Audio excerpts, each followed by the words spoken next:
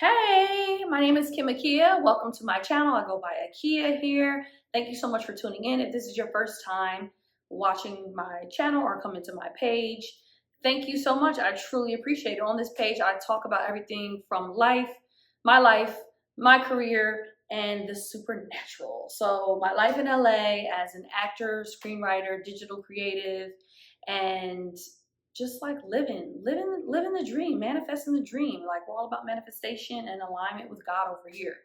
Okay. And today's video is all about the supernatural. So I started a supernatural series, and this is the next video in that installment. If you have not seen any of the other supernatural story videos, please definitely check them out.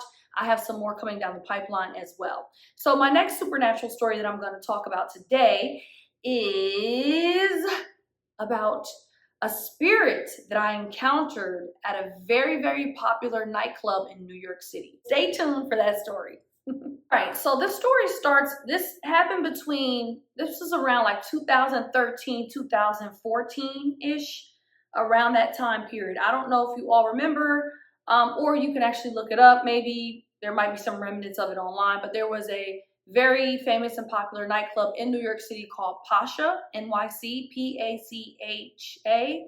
And it had like the little cherries were a part of its, logo and name. And so anyway, at the time, I was looking for like a part-time coat check position, part-time bartender, waitress, really like waitress and hosting. I really never bartended before, but I was open to like, seeing if I can get trained because I knew bartenders made good money. And at the time, I was working in corporate America in New York City. That was my day job. And I was going to acting school, conservatory program at William Esper Studios. That started in 2015, but the summer of 2013 and like 2012, I was looking for like a part-time job. And so I'm like, I heard that, coat check people, they make good money. Like, I knew a few people that did coat check in the city, and they would bring home a few $100 every night. So you're talking anywhere between $500, $600, $700, $800, $900 a night. Well, that's probably extreme. You're talking anywhere between like around $500, $300 to $500 a night, and then they work 3 or 4 nights. So for me, I'm like, oh, that's a good side gig. That's a good side income, like, to work at work at a nightclub like 3 or 4 nights a week, and make $1,200 in cash, tips, and all that kind of stuff. So I'm like, okay. So I was heavily going on Craigslist, and I remember Craigslist is one of the places that I was heavily on, looking for like a coat check position or a waiter, hostess type of position, something part-time in the city, because I was already in the city because I worked, my corporate job was there 9 to 5. And then if I could get something 3 or 4 days a week in the city, doing like coat check or waiting or hosting, get some extra cash. And, that's what I was looking for at that time. So anyway, one of the places that I applied to was Pacha NYC. They must have put out a ad on Craigslist, because that's where I was on a lot. I was on Craigslist heavily. Like, when I go back to my emails around 2013, 2012, I see a lot of like sent emails to like, thank you, I'm applying for the coat check position. I'm applying for the waitress position. I'm applying to the hostess position. And so they must have had an ad up there, or, somewhere, something like that. So I don't really remember the details of like me applying, but like when I look back at my email, I see that I applied to a lot of positions, a lot of coat check positions like throughout the city. So at that time, so I just remember the day that I actually went for the interview, right?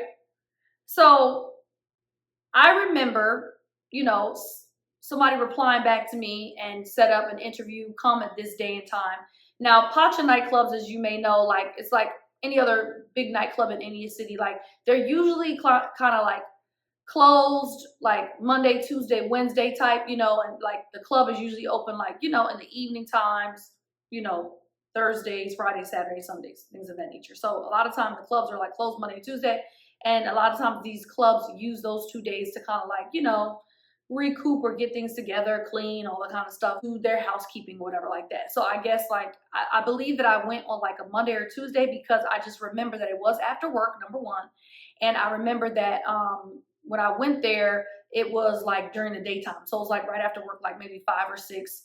And so anyway, I went there. I don't recall me ever going to Pacha nightclub to like party, but I did hear about it. And I know like a lot of celebrities and people went there. So anyway, I see me now, like I see me walking down the street now, going to the interview, because like I was applying to so many jobs. Like you apply to a lot of jobs, you may get like a handful of hits. So it's like, oh, somebody called me back for a co-check position. Yes, and this is a huge nightclub, so I know if I got this gig, I will be making good money. This will be a good gig for me. A good, like, I will be making some cake here, okay? So I just remember me walking, and I remember me going into the club.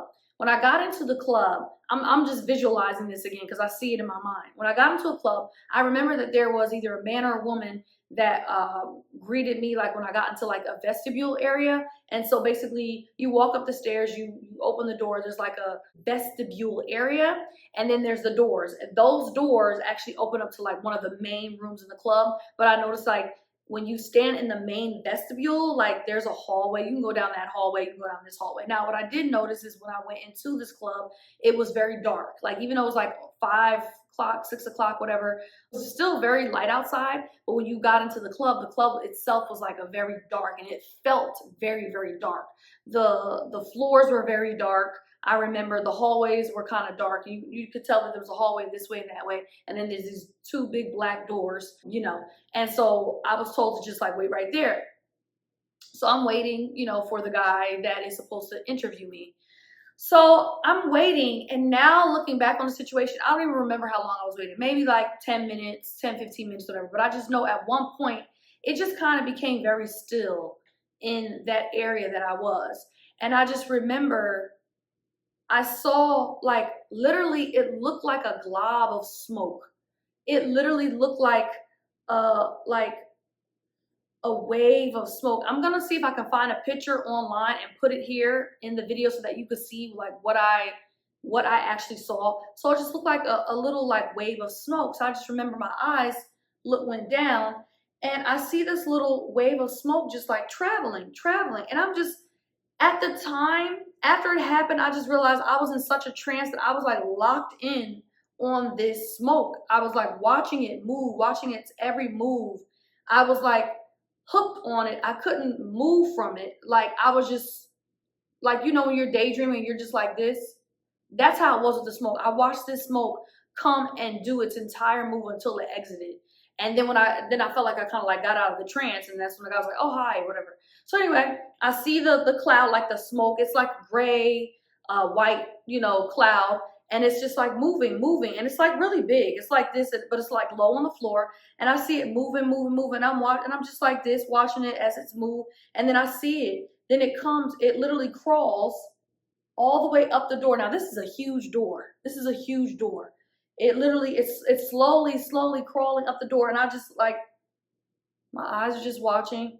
It's going up the door. And then I see it like go into the crack, at the top of the door, that little crack. It literally goes into the crack, and then I see it just go, and then it disappears. And I just like watch the whole thing, and I'm like, oh. And then the guy comes out, and he's like, hi. He's like, oh yeah. He's like, he didn't even really want to let me in. Like I stepped in a little bit into the room, but I really wasn't. I stepped maybe a couple of, steps into the room, but he basically was at the door like, yeah, so I was like, yeah, I'm here for the co-check position, I'm here to see. So he's like, okay, he said, so, okay, do you know anybody that works here? That's the first thing he asked me. And I'm like, and at the time, I didn't know anybody that worked there. It was just literally I blind submitted to, I blind applied to this job posting online.